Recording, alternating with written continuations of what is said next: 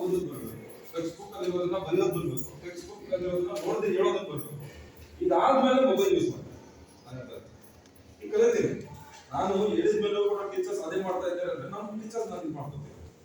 ಆದ್ರೆ ನೀವು ನನ್ನ ಗಮನಕ್ಕೆ ತರದೇ ಇದ್ರೆ ಇಲ್ಲಿ ಬಂದು ನಾವು ಕರೆದ್ರೆ ನೀವು ಹೇಳ್ತಾ ಇದ್ದೀರ ಅಂತ ಈಗದು ಅದೇ ಕ್ವಶನ್ ಮಾಡಿದ್ದೀನಿ. ಬೆಳಗ್ಗೆ 9:30ಕ್ಕೆ ನಾವು ಇರ್ತೀವಿ, 9:30ಕ್ಕೆ ನಾವು ಇರ್ತೀವಿ ನೋಡಿ. ಇಲ್ಲಿ ಒನ್ನೇಸ್ ಅಂತೇಳಿ ಇವ್ರು ನಮ್ಮ SDMC ಮೆಂಬರ್ ಬನ್ನಿ, ನೀನೇನಾದ್ರು ಸುಳ್ಳು ಹೇಳಿದ್ರೆ ಬನ್ನಿ ಪ್ರೇಯರ್ ಅಲ್ಲಿ ನಿಲ್ಲಿಸ್ಬಿಟ್ಟು ಪ್ರತಿಜ್ಞೆ ಮಾಡ್ತಾ ಇದ್ದೀರಾ, ಇದನ್ನ ನಿಲ್ತಾರೆ ರೋಲ್ ಮಾಡೋದು ಅಂತ ನಿಲ್ತಾ ಇದೀವಿ. ಓಕೆ, ಅಲ್ಲಿಂದ ನೀವು ಡೆವಲಪ್ ಮಾಡೋದು. ಮೊಬೈಲ್ ನೋಡ್ಕೊಂಡು ಬರೆಯೋದಕ್ಕೆ ಯಾರು ಹೇಳಿದ್ರು? ಮೊಬೈಲ್ ನೋಡ್ಕೊಂಡು ಬರ್ಕೊಂಡ್ ಬರ್ತೀರ ಮಾಡಿದ್ರ ನಿಮ್ಮ ಮಗ ಮೇಡ ಮೊಬೈಲ್ ಯಾಕೆ ಇಟ್ಟಿದ್ರು?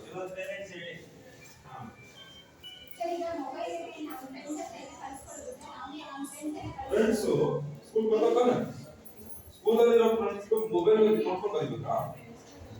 ಒಂದು ಹಿಂದೆ ನೋಡ್ಕೊಂಡು ಅವ್ನು ಬರೀಬೇಕಾ, ಅವ್ನು ನೋಡ್ಕೊಂಡು ನೀನು ಬರೀಬೇಕಾ?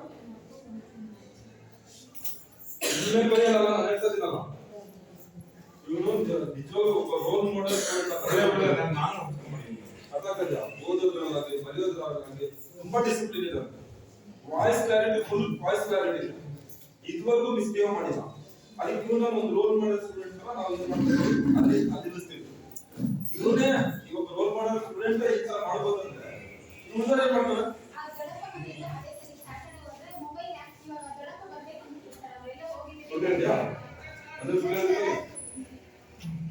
ಆಕ್ಟಿವಿಟಿ ಯಾಕೆ ಕಳಿಸಿದ್ರು? ಟೀಚರ್ ಏನಾದ್ರು ಹೇಳಿದ್ರಾ ಈ ಆಕ್ಟಿವಿಟಿನ ಮೊಬೈಲ್ ಬರ್ಕೊಂಡ್ ಅಂತಾರೆ? ಪ್ರೈವೇಟ್ ಸ್ಕೂಲಲ್ಲಿ ನಾನು ನಿಮ್ಗೆ ಹೇಳ್ತಾ ಇದ್ದೀನಿ ಒಂದು ನಿಮಿಷ. ಯಾವುದೇ ಪ್ರೈವೇಟ್ ಸ್ಕೂಲಲ್ಲಿ ಯಾವುದೇ ಮಗುವಿಗೆ ಪೇರೆಂಟ್ಸ್ ಕಂಟ್ರೋಲ್ ಇಲ್ಲ. ಅಲ್ಲೂ ನನ್ನ ಹೇಳ್ತಾ ಇದ್ದೀನಿ. ಕಳ್ಸ್ತೀನಿ ಒಂದು ನಿಮಿಷ. 9th ನಿಖಿಲ್ ಕುಮಾರ್ ನಿಮ್ಗೆ ಹೇಳಿದ ಅರ್ಥ ಆಗಿದೆ ಅಂತ. ನೀವು ಆ ಮಗು ಒಂದೇ 1 ಗಂಟೆ ಓದಿ, ಜಾಸ್ತಿ ಓದೋದು 1 ಗಂಟೆ ಓದಿ. ಇನ್ನು ಉಳಿದಿದ್ದ 5 ಗಂಟೆಗಳು ಅವ್ನ ಮೊಬೈಲ್ ಇಂದ ಬದುಕಿ ಓದ್ಕೊಂಡ್ಬಿಡ್ತಾನೆ. 5 ಗಂಟೆ ಓದ್ಬಿಟ್ಟು 1 ಗಂಟೆ ಮೊಬೈಲ್ ಏನಾದ್ರು ಕೊಡ್ತಾರೆ, ಆ ಓದಿದ್ದೆಲ್ಲ ಏನಾಗುತ್ತೆ ಉಲ್ಟಾಪಟ್ಟಾಗುತ್ತೆ. ಲಕ್ಷ್ಮೀನಾರಾಯಣ ಹೆಸರು ಹುಡುಕಿದಾಗ